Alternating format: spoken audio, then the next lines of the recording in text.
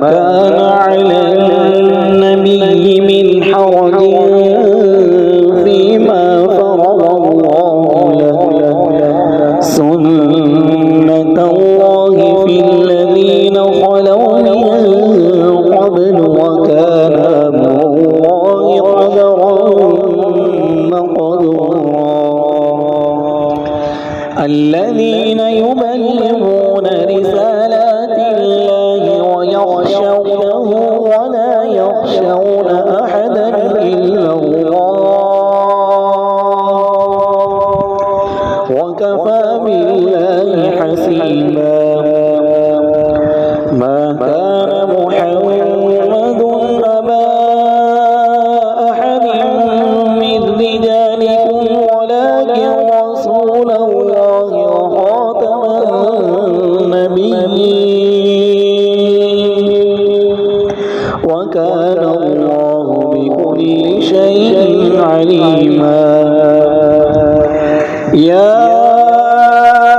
أيها الذين آمنوا اذكروا الله ذكرا كثيرا وسبحوه بكرة وأصيلا هو الذي يصلي عليكم وملائكته ليخرجكم من الظلمات إلى النور وكان بالمؤمنين رحيما تحيتهم يوم يلقونه سلام وأعد لهم أجرا كريما يا أيها النبي إنا أرسلناك شاهدا ومبشرا ونذيرا وداعيا إلى الله بإذنه وسراجا منيرا وبشر المؤمنين بأن لهم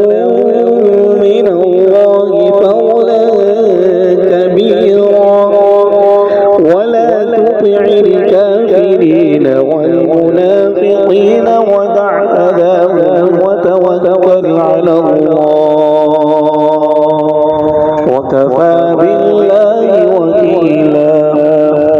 صدق